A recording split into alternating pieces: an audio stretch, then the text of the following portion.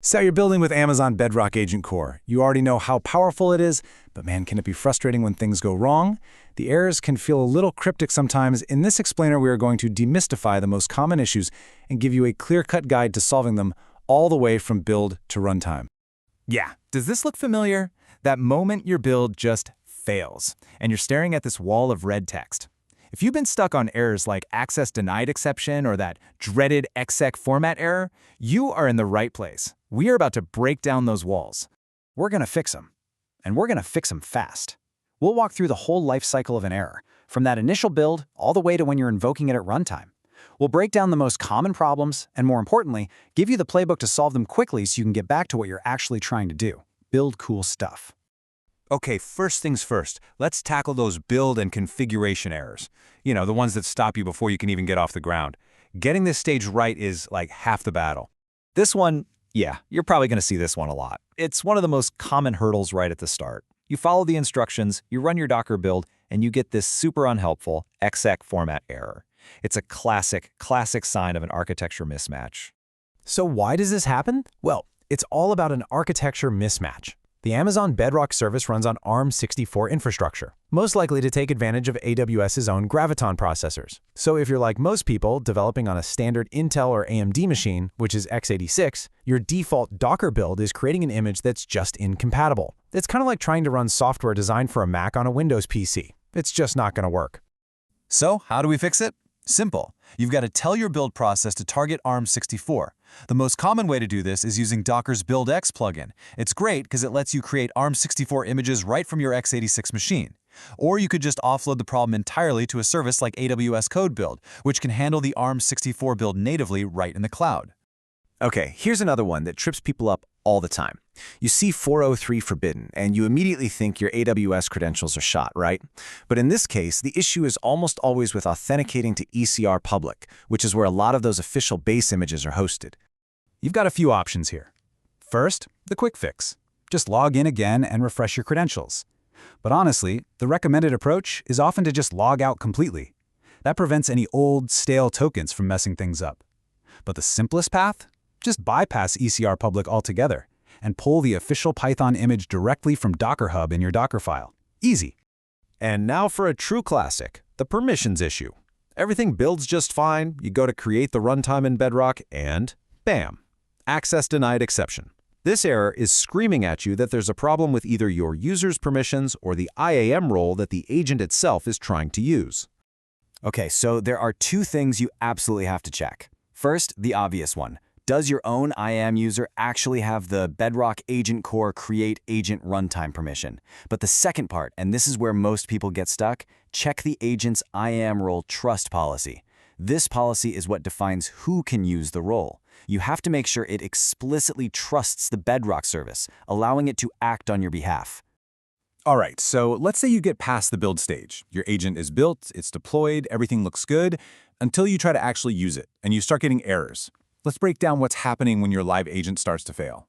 When you see a 504 error, you should immediately think timeout. It means you sent a request to your agent, but the container running your code didn't respond fast enough, so the gateway sitting in front of it just gave up. This usually isn't a bug in your code, it's a problem with your container configuration.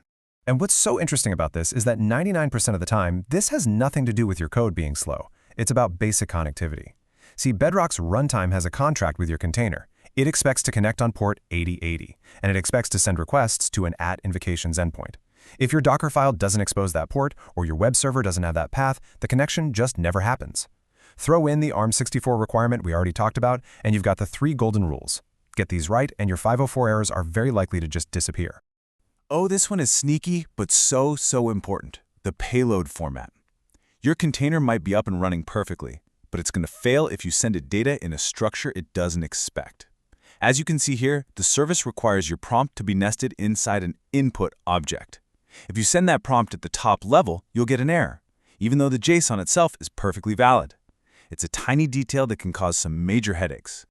Now this can drive you absolutely crazy. You find a bug, you fix it, you deploy the new code by updating the agent, but when you go to test it with the conversation you already had going, the old, buggy behavior is still there. This isn't a deployment failure, this is actually by design.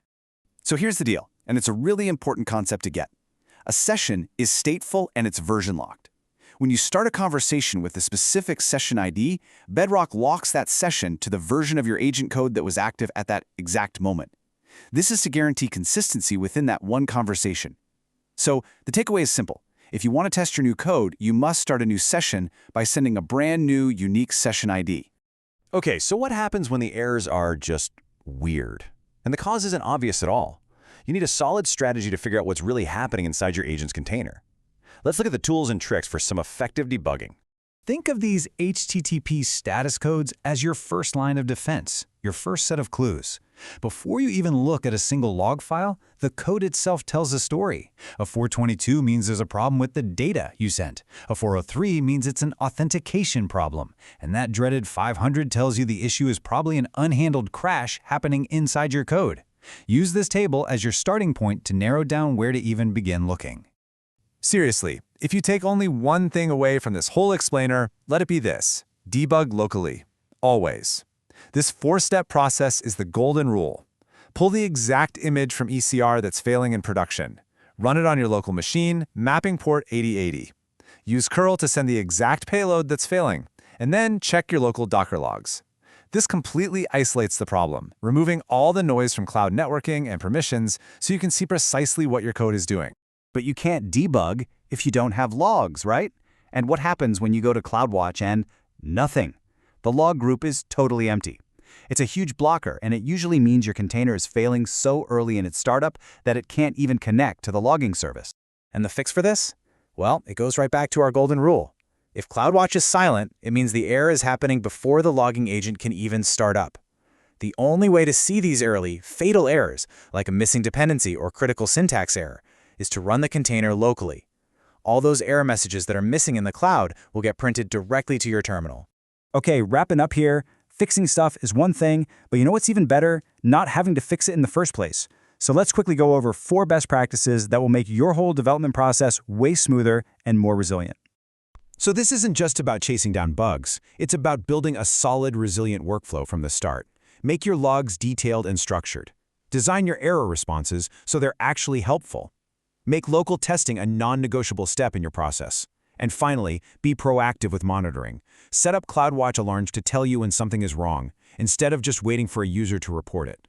This is how you build production-grade agents. And there you have it. That's the troubleshooting playbook. With these techniques, you're now equipped to diagnose and solve the most common roadblocks. The real goal here is to spend less time fighting with YAML and IEM and more time building truly intelligent agents. We hope this gets you unblocked and back to creating.